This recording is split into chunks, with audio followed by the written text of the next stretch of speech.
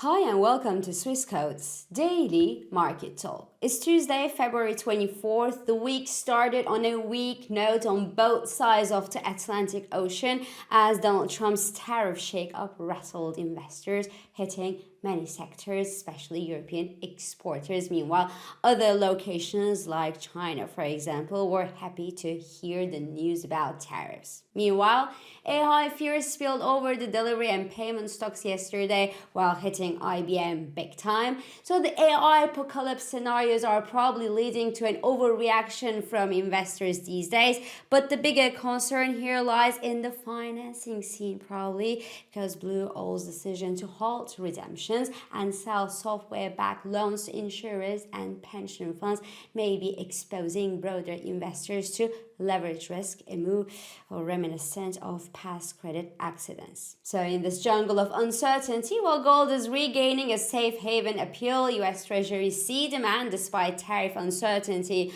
on US deficit and crude oil rallies on Middle East geopolitical tensions. So we will talk about all that and more, but before we do, please keep in mind that opinions are my own and this is not financial advice.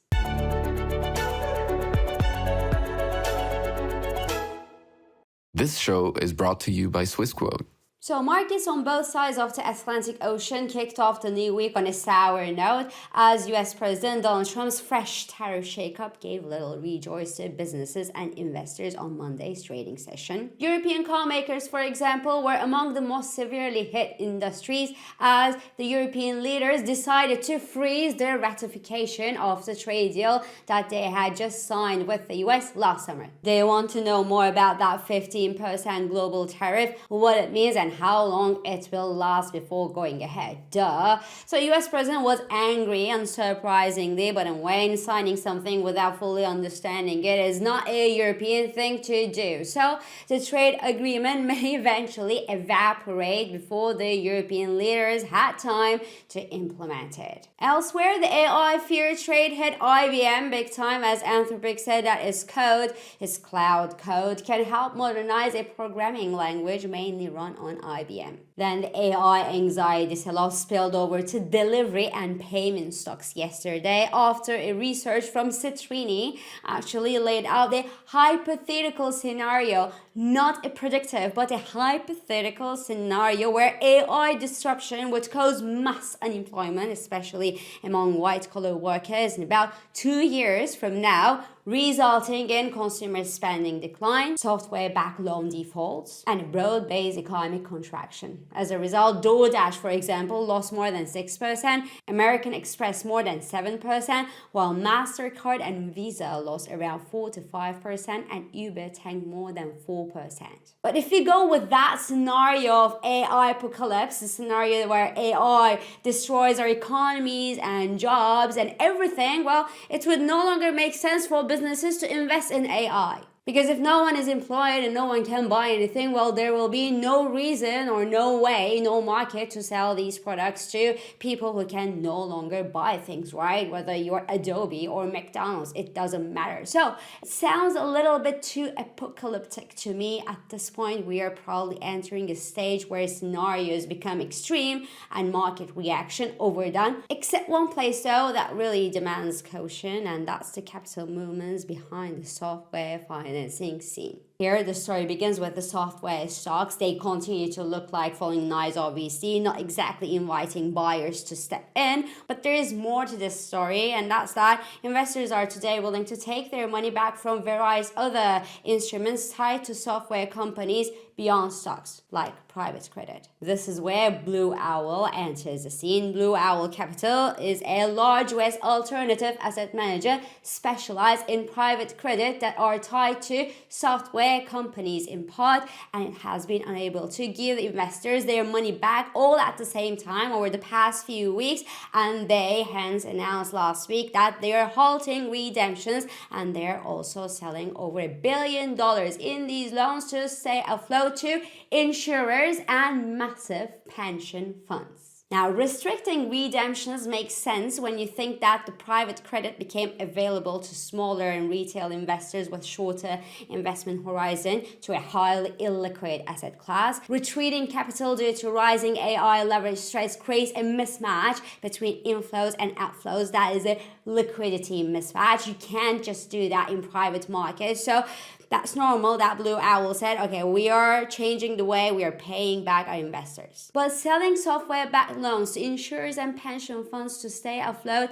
means transferring this leverage, this risk, onto a segment that should not be taking this kind of risk. And this is what I don't really like about this story, because it sounds like the subprime crisis a little bit, as these companies, the insurance and pension funds, though long horizon investors, are getting exposed to high leverage software-backed loans in a way that they shouldn't be, and they have a quite a strong reach, like mortgages, for example, across many households who never asked to take this risk in the first place, but could see actually their insurance and retired money evaporate. Now, don't panic just yet, because here is probably not as far-fetched as the mortgage-backed securities, but probably enough to shake up things a little bit more. And if that's the case, well, AI wouldn't be to blame. It would be a financial mistake yet again. But in summary, when a titan like Blue Owl, specialized in safe enterprise software that starts locking its doors to investors, well, it's a clear warning that the industry's leverage,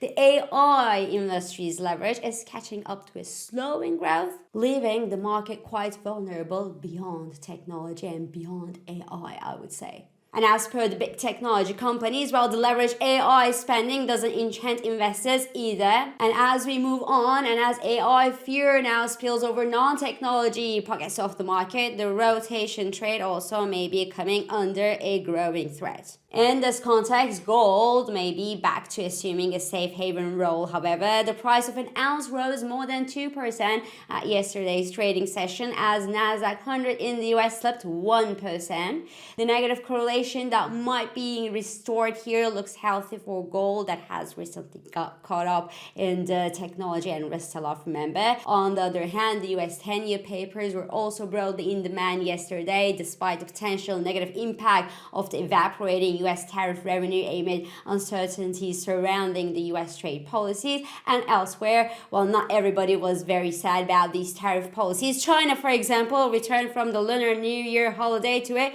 happy chaos, I would say, as the new tariff regime reduces their tariff costs, as is the case for Brazil, India, Canada, Mexico, and Vietnam. While the European Union and the UK, so those who thought they could get away with great trade deals with the US, are among the losers of the latest trade shakeup. So what's next? Well, no one really knows what's next, both in AI and in trade policy, but uncertainty coupled with all-time high levels in many global indices sound like a correction is coming our way. But correction also means opportunity once the dust settles. Anyway, last but not least, crude oil extends gains this week again, while rising bets of potential US military operation in Iran, even though nuclear talks between the two countries continue. US crude is preparing to test the $68 per barrel mark to the upside on these rising geopolitical worries, and the upside pressure will likely remain in place as long as we have no clarity on the nuclear talks, and depending on the intensity of the situation,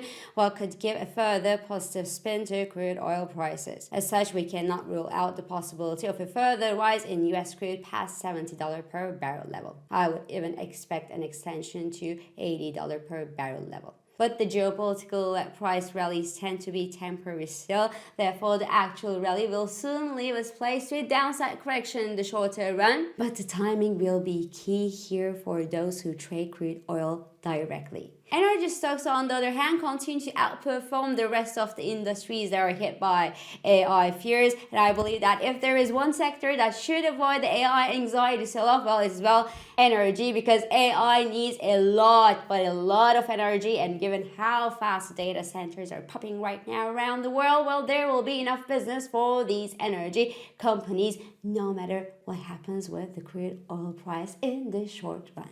So this is all for today. I'm Ipek Özkardeskaya, and thank you for joining me, and thank you for all your beautiful and supportive comments. I hope this episode of Market Talk has been helpful and it has been insightful to you. So please do not hesitate to leave your comments, your reactions, and your questions below as usual. Follow us on Instagram, on X, on LinkedIn, but also on WhatsApp, Threads, Telegram, and Blue Sky for regular market updates.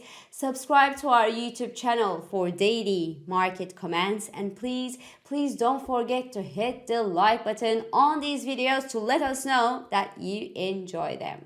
So I will meet you again tomorrow, and until then, good day trading. Trading and investing carry risks, including capital loss. CFDs in digital assets are volatile and not suitable for everyone. Swissquote assumes no responsibility for accuracy or losses from its use. Products and services are offered only where legally permitted.